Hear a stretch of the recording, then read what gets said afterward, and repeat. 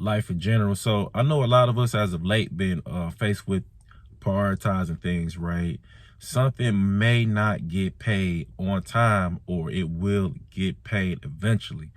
But in some cases, as of late, people have completely or partially or just altogether stopped paying their bills. And it's getting to the point where, I know people are trying to work extra hours, do gig work, and do various different things, to get ahead, but sometimes it's just not enough. I got a few different perspectives on this whole situation. Check them out. Car repossessions are spiking all across the country right now. Repo today, people are broke and can't afford to make their car payments. Repo tomorrow. So Ford tried to file a patent to have the car repo itself. There's an auto loan crisis happening in America right now, and I'm seeing it every single day at these used car dealer auctions. Repo! Repo! And if you want to know what an auto loan delinquency looks like, it looks like this right here. Right now, there are so many repos in the system that there is a shortage of repo drivers to go get them. People are trying to find ways to get out of their cars that they could not afford to buy when they signed up for the loan. Everything associated with owning a vehicle right now has gone up in price, making it harder for the average American to pay their car payments. So this auto loan crisis that we're going through right now is going to break the car market. And it's so bad right now that not only are consumers getting their cars repossessed, but dealerships are getting their cars repoed off of their lot right now. I started learning about money years ago. I worked in the bank probably 10 years ago, and I wish I learned earlier than that, but you got to come from them backgrounds. I didn't have that family background. My parents taught me about money. So I worked in the bank, collections, auto finance, and saw people's credit reports and what they're reporting. The craziest thing was, too, it's just the loans of these cars. One guy had a truck. It was like $1,100 a month. He didn't pay it for like months and months. He was like in the Baja of Mexico. I don't know what he was doing there. And, crashes credit. I'm not sure what's going on with a lot of these people. The other person was a nurse. Said she was making like $100,000, but her loan, she was always behind her loan. I just don't understand it. You had a lot of doctors, lawyers. Now, I went into the job too. They're telling us in the bank, a lot of doctors, lawyers, people making a lot of money never pay their loans. They don't care because they have money coming in. Just say you're making $100,000, $200,000.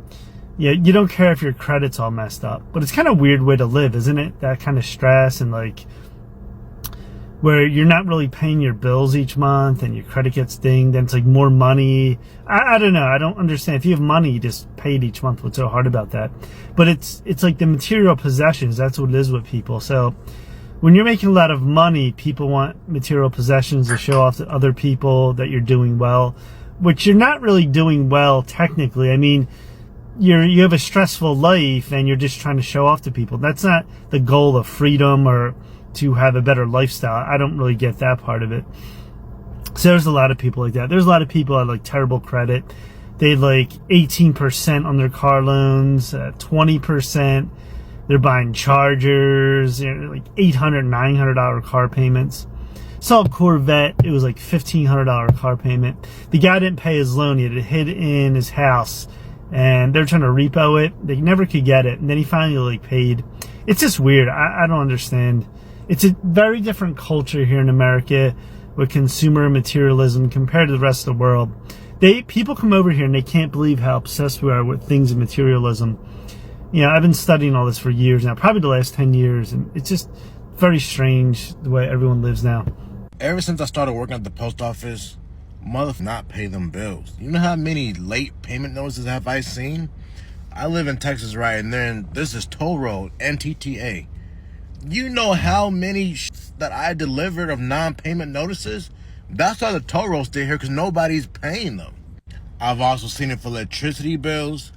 I think because Texas has no state tax, right? And everybody thinks it's just so wonderful living here.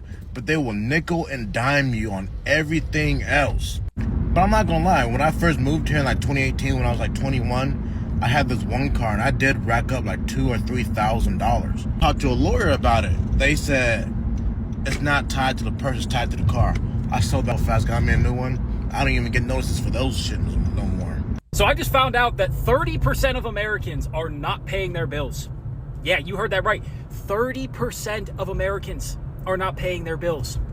Now, if we look at the entire US population, we'll round it up to 350 million. Let's say 350 million. Now, anywhere between 50 and 100 million of those people are not paying bills. They're not old enough to have expenses or be responsible for those expenses. So let's just wipe out, let's say 50 million to make it easy. So 350 down to 300 million. That means if 30% of Americans are not paying their bills, that is a little under 100 million people have just said, nah, I'm good. I'm okay. Not paying my rent. Landlord, kick rocks. Car, nah, who cares? Let the dealer eat that one. Nah, it's my car. You're going to have to take it out of my cold, dead hands is what they're saying. And look, first and foremost, I have to give them all the respect in the world, because if you're telling your creditor, you're giving them the middle finger, you'd be giving them 2 middle fingers and just saying, nah, not getting money this month. Nah, not getting money next month. Maybe 3 months. No, 3 months. That's a little bit too soon. Like, respect to you. Respect to you. That takes a set of cojones. Now, for some of these people, it might just be desperation. They don't have a choice. They don't have another option. This is option A, B, C, D, E combined. This is the only way out. So for them, not as much respect, at least in terms of the cojones part. I understand where you're coming from, though. And I hope that the financial struggles those people are going through get alleviated sooner than later, if at all. I hope they get alleviated, because I hate seeing this. And really, all jokes aside, though, it is disheartening to see that many people just giving up on paying bills. Not because it's a moral thing, like, oh, you should pay your creditors off. No, it's not about that. It's just the fact that they're in a position where they literally can't make another choice, where the only choice is to say, no, you're not getting paid. My heart goes out to people, because I see them every day. I drive them every day. I'm not in great areas when I drive around. I'm not going out to the wealthy areas to pick people up. Very rarely do I. I'm always in the poorer neighborhoods. I'm always at the lowest income bracket, the bottom of the bottom. So I see these people. I talk to these people. They're great human beings. They're wonderful human beings. They're some of the nicest, most caring, empathetic people I've ever met. And they can't pay their bills. But really what it shows is that the evidence is becoming irrefutable. The only thing that is holding this house of cards together is the stock market price, the fact that unemployment isn't above 4 or 4.5% yet, and because the CPI inflation report isn't as high as it was. What is it at? Like 3.1, 3.2, something like that, even though we all know the CPI is low. Those 3 numbers are holding the economy together. Those 3 numbers are holding the whole system together. Y'all do realize there's a whole live war going on right now. And we need to be saving and preparing for anything.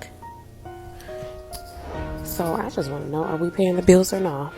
Also, since I quit my job, or I was thinking about it and I was talking to different people about it, everyone was like, oh, but you're going to miss having money. No dip. You know what else I'm going to miss? Being able to pay my bills. That's also something I'm going to miss. And they're like, you're going to miss having your job. You're going to miss having money. You're going to miss blah, blah, blah. And I'm like, I think I know. That's why I've been putting it off for so long. That's why I don't want to quit. That's why I'm sad. That's why I'm like, I'm going through this, because obviously everybody needs money in some sort of capacity, right? And my money went mostly to pay my bills, my car insurance, things like that, right?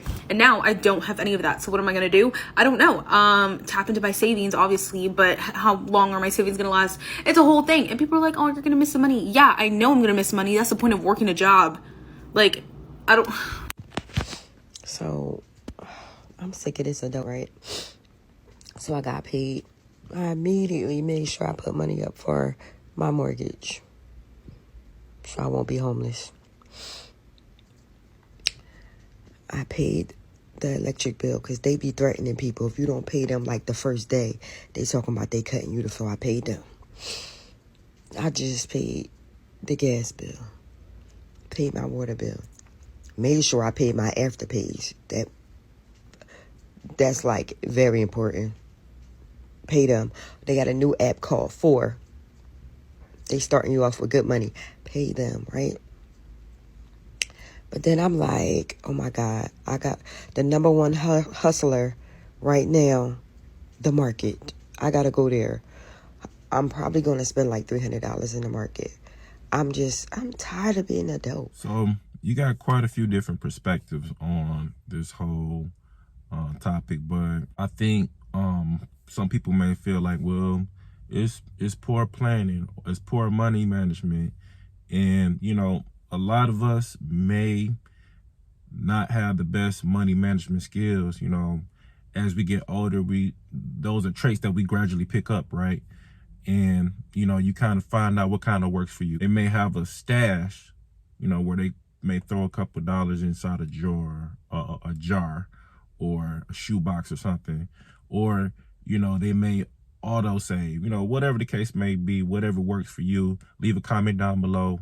What have you been doing to kind of save money right now? But these are things that we are not necessarily taught.